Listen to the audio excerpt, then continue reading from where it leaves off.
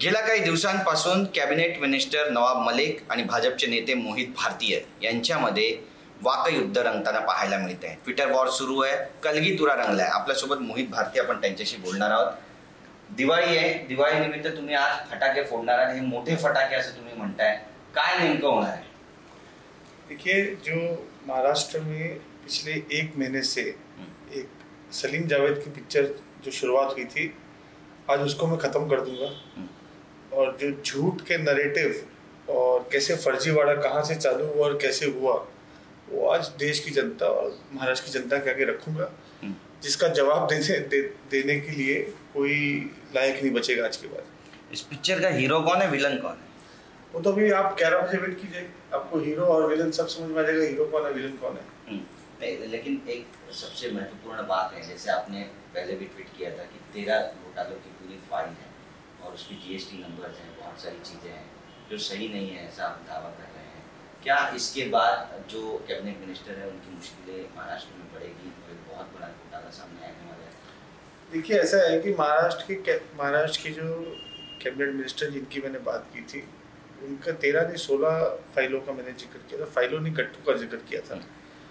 लगभग 3000 करोड़ रुपए का उनका बेनामी संपत्ति मुंबई में अलग अलग एरियाज में है. मैंने तो सिर्फ अभी एक बेटे की 4 संपत्ति बताई थी जो 100 करोड़ रुपए हो गई.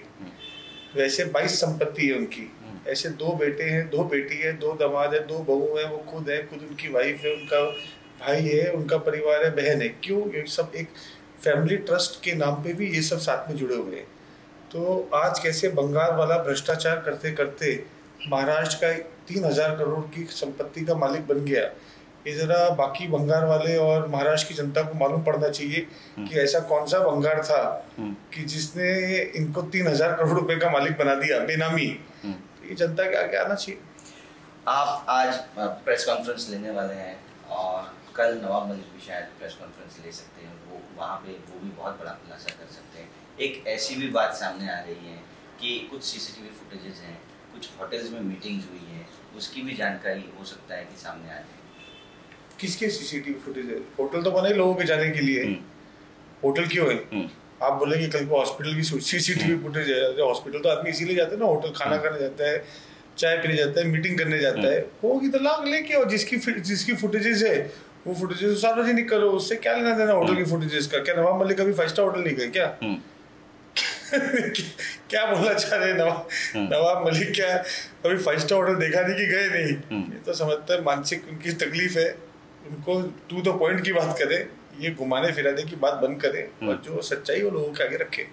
आपने उनको कचरा सेट कहा था, उसके बाद उन्होंने कहा कि बिल्कुल मैं भंगार वाला हूँ, लेकिन मैं जानता हूँ कि मुंबई में जितना भी कचरा पड़ा है, जितना भी भंगार पड़ा है, उनके मैं नट बोल्ट सारे ढीले करके उनका पानी पानी कर दूंगा.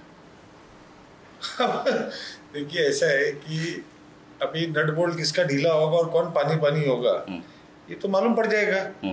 ये तो अभी आगे सामने आएगा ना. आज देखिए, आज एक महीने से जो बातें मैंने बोली, कभी भी मैंने किसी बात के ऊपर मुझे अपनी बात को मैंने वापस नहीं लिया. आपने भी देखा ना, मैंने बात का रिग्रेट किया. जितने आरोप मैंने लगाए, मैंने उसके ऑथेंटिक प्रूफ के साथ लगाए, चाहे ट्विटर पे लगाए या सार्वजनिक लगाए. ये पहले दिन से जो आरोप लगाते हैं, एक दिन लगाते हैं, दूसरे दिन भागते हैं, तीसरे दिन नए आरोप लगाते हैं, चौथे दिन जब उसका सबूत मांगते हैं तो भाग जाते हैं. इनके 100 आरोपों में से आज तक तो किसी बात का ये ऑथेंटिक प्रूफ दे नहीं पाए. मेरे को ऐसा लगता है कि बहुत एक पर्सनलाइज विंडिक्टिव राजनीति उन्होंने चालू की है. और चाहे वो अधिकारी के खिलाफ हो, भारतीय जनता पार्टी के नेताओं के खिलाफ हो, और इतना गिरते गिरते नीचे गिर गए कि वो महिलाओं की फोटो और महिलाओं का अपमान करना भी सोशल मीडिया के माध्यम से नहीं भूले. तो आने वाले समय में लोग देख रहे हैं, दुनिया देख रही है. मुझे ऐसा लगता है कि नवाब मलिक जी बिल्कुल भी एज ए सिंसियर पॉलिटिशियन, जिनको 5 टर्म हो गया असेंबली में पहुंचते हुए, लेकिन इस बार जैसी वो राजनीति कर रहे हैं, ये राजनीति का स्तर महाराष्ट्र में कभी लोगों ने देखा नहीं. मैं भी पिछले 10 साल से राजनीति कर रहा हूँ, लेकिन ऐसे झूठे नैरेटिव और झूठी स्टोरियों की राजनीति मैंने तो आज तक कभी देखी नहीं कभी देश में किधर देखने को मिली. तो ये एक आने वाली पीढ़ी, आने वाले यूथ के लिए कैसा एजेंडा नेशनलिस्ट कांग्रेस पार्टी के नेता, NCP के राष्ट्रीय अध्यक्ष और मुंबई के अध्यक्ष और माननीय कैबिनेट मंत्री जी सेट कर रहे हैं, ये उनको ही पता है। आपने अधिकारी की बात की, अभी जो जानकारी सामने आ रही है कि ये जो इंक्वायरी थी आर्यन खान का जो मामला था, समीर खान का मामला था, उससे समीर वानखेड़े जी को कुछ समय के लिए हटाया गया है, ऐसी जानकारी सामने आ रही है और दूसरे एक बड़े अधिकारी को ये सौंपा गया है। तो क्या इससे भाजपा बैकफुट पे आ रही है, ऐसा कहा जा सकता है? क्योंकि हमेशा बीजेपी ने जो है समीर वानखेड़े का साथ दिया था और इस पूरे मामले पर अपनी राय रखी। नहीं, मैंने तो कभी नहीं सुना कि भारतीय जनता पार्टी ने समीर वानखेड़े जी का साथ दिया या नहीं, उनकी फैमिली को जिस तरीके से तकलीफ दी जा रही थी, कहा था कि देखिए, हाँ, अभी कि फैमिली और समीर वानखेड़े दोनों अलग आइडेंटिटी है, समझने की बात है। फैमिली को जिस हिसाब से आरोप लग रहे थे, मुझे लगता है कि उनके सपोर्ट में बहुत लोग उतरे, दुनिया जनता उतरी। दूसरा कि जिस हिसाब से उनकी जांच में उनको बदला गया, ये एजेंसी का रोल है, ये नारकोटिक्स डिपार्टमेंट का अधिकार है, उनको जो ठीक लगेगा वो करेंगे और कल को इसके अंदर बहुत बड़े तथ्य हों जिसको उजागर करने की जरूरत होती है। अगर वो समीर वानखेड़े करते तो ये उस पर उनके ऊपर प्रश्न उठाते, तो मुझे लगता है कि बहुत अच्छा कदम नारकोटिक्स डिपार्टमेंट ने उठाया है और इसकी सबको इसका वेलकम करना चाहिए कि अब केस में किसी के ऊपर आरोप नहीं लग सकते, कोई अधिकारी पे आरोप नहीं लग सकते और इसकी जांच एकदम अच्छी तरह और होगी।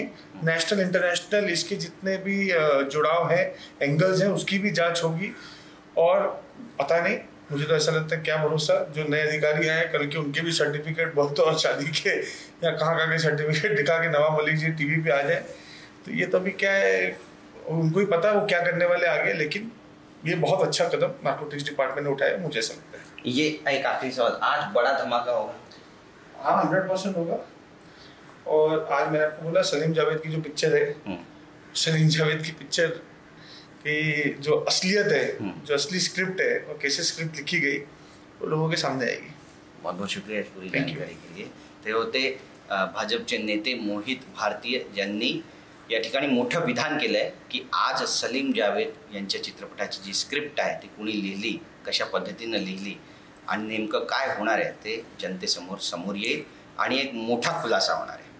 Camera person Arvind Shah, Girish Gaikwad, TV9 Marathi, Mumbai.